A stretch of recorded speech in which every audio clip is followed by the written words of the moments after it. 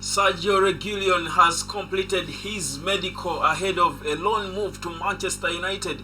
Early in the morning, as perhaps you were sleeping, Manchester United were busy getting done with business, with a fourth signing coming in, not permanently this time. It is a loan move for a left back who is an emergency signing. That's the man on your screen who is joining now the biggest football club in the world to come in and try to solve matters in the left back position, at least until January, when we hope that Luke Shaw will be back. The deadline day has started on a bang for Manchester United. What more is about to happen? There are rumors that Sofyan Amrabat is on. Deal is on. I'll tell you more about what exactly is happening. Welcome to the hotspot this morning. My name is Webb as we do count down to the closure of this long, interesting, exciting summer transfer window.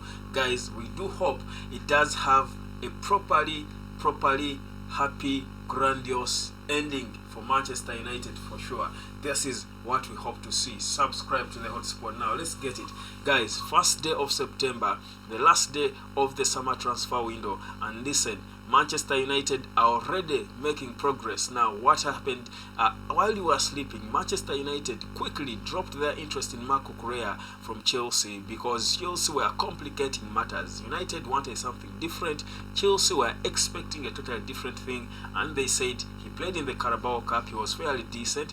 If you guys cannot meet what we want, it's okay. We can keep our player. We can still meet his £175,000 per week wages. We are not desperate to loan him out. Now listen, Manchester United quickly turned to Sergio Reguilón, who has been an option as a backup.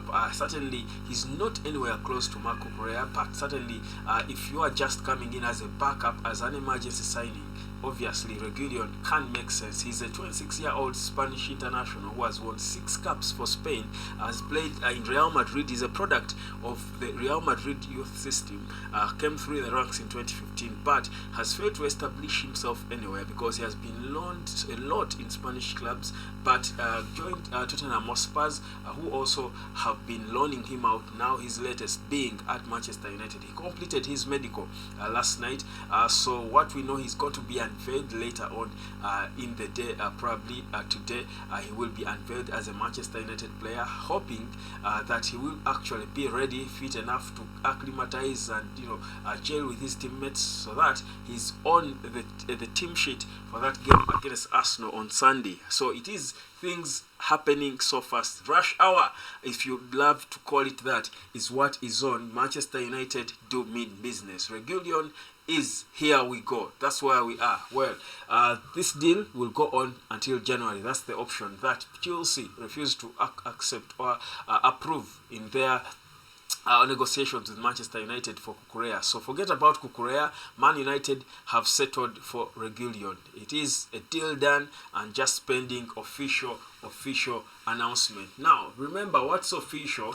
On this deadline day, Manchester United confirmed that Dean Henderson has left the club he joined as an 11-year-old kid. Dean Henderson has officially joined Crystal Palace. It has been confirmed by the club itself. So Henderson is no longer a Red. He is no longer a Red. So what does that mean? It means that Manchester United will be now officially confirming or unveiling the new number 2, the incoming number 2. That is Baindil, Altay Baindil. He's the one now United is looking to unveil. He should be unveiled together with Sergio Reguilón, according to what we are gathering. So obviously, this deadline day is going to be busy for Manchester United, like we expected. It is always busy. I do think we've signed so many players on the last day of the transfer window, and obviously you don't think this one will be any different. Now, speaking of so many players signed by United on the last day, today, the last day, many people will be feeling that United should sign Sofyan Amrabat. But what's the update? Listen, there are talks that there is a flight on standby, a private jet is on standby, waiting to fetch Sofyan Amrabat from wherever he is as United do proceed with talks with Fiorentina to try and convince them to approve or to accept of their terms to ensure that the 26-year-old World Cup semi-finalist joins Manchester United, realizes his dream of reuniting with his former boss at FC Utrecht, that is Erik ten Hag. So what we know, first of all, the CEO of Fiorentina did confirm last night to Sky Sports that they are in talks with Manchester United, but not exclusively. Listen, guys, he did report that Galatasaray too are interested. They are in talks with both Manchester United and Galatasaray. There was a report that came through that Fulham also tabled a £30 million bid for Sofyan Amrabat. Guys, these reports cannot be refuted because deadline days are never full of surprises. Don't you be shocked if by the end of the deadline day United fails to agree terms with Fiorentina and boom, Amrabat is at Fulham. But Turkish clubs also have a huge bargaining power, and as it is, apparently even Galatasaray is interested. So it's a very interesting situation that Manchester United is in right now. We've got to be able to make moves if we are going to proceed and sign Amrabat. But what we know, the talks are still ongoing. These have been confirmed, like I said, but not exclusive to Manchester United.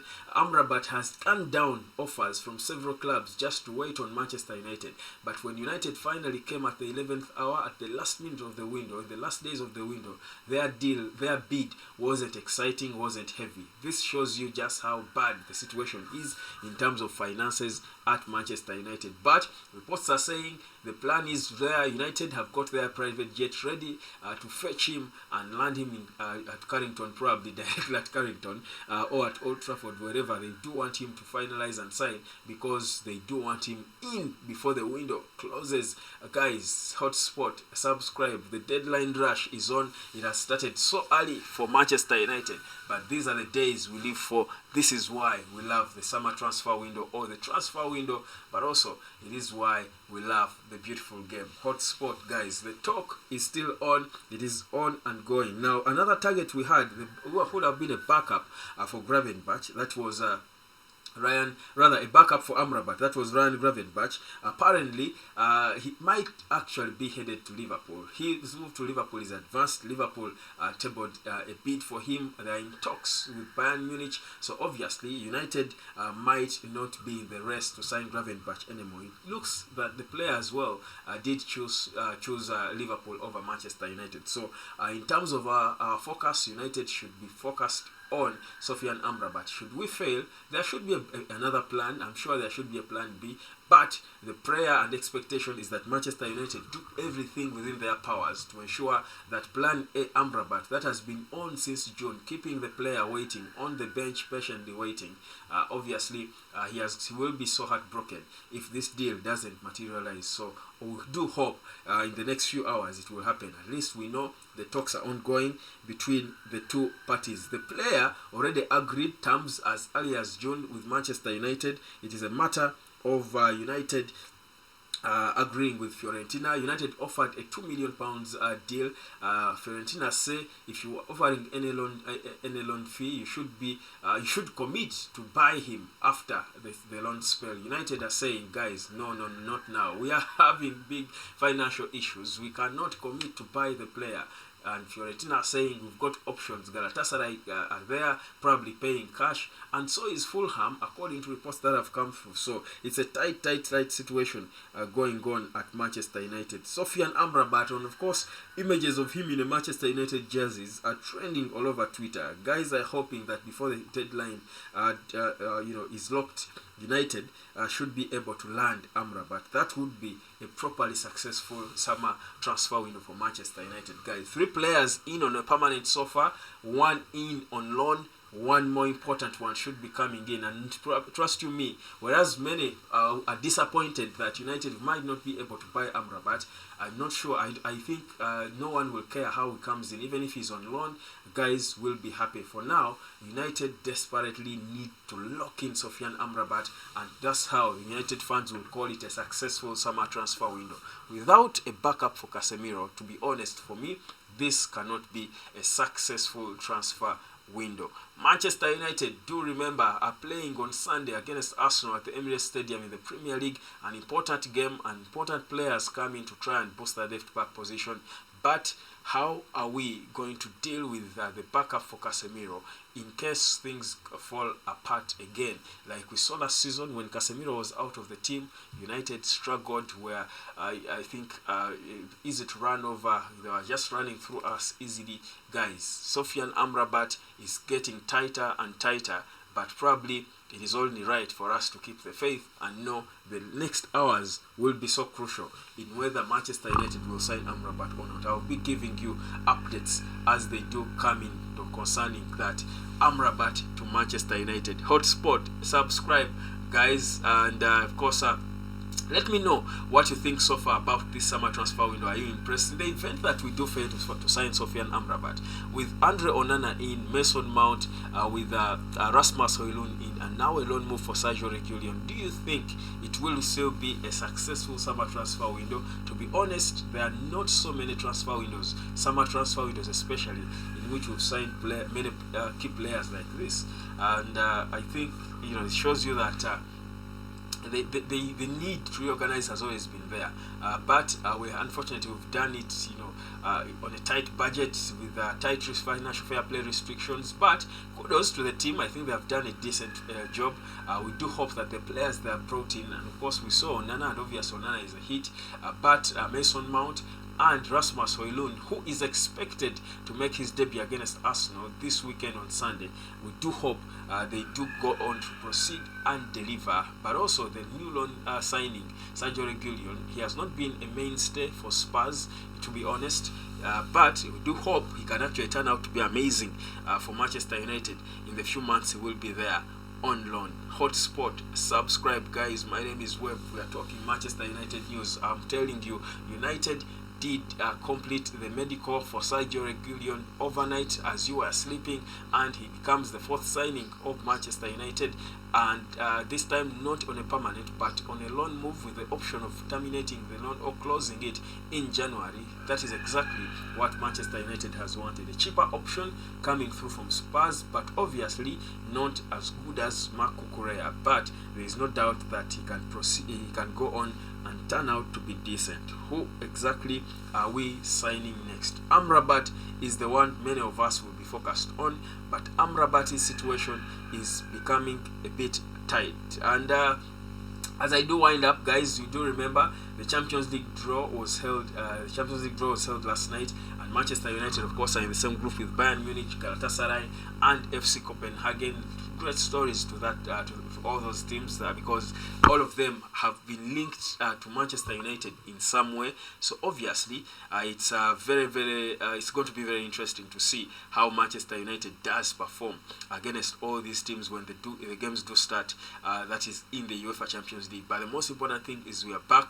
It's a tight group, but at least we are back, and that is what we should be focused on and celebrating. That Manchester United is back in the UEFA Champions League, but is the squad strong enough to deliver us at least to the quarter-final stage of the competition? For me, that would be success. We'll talk about that a little more. But for today, focus is mostly on the transfer deadline. The day is today, and by close of business tonight, it will be done, and we will know whether Sofyan Amrabat will be on this side or he will be staying on the other side at Fiorentina, or will he be moving and crossing to join Galatasaray, or will it be Fulham, because reports do suggest that Fulham as well have tabled a bid for Sofyan Amrabat. The deadline rush is on, and Hotspot is here to give you all the updates as they do come. What do you think? How do you think United is looking in this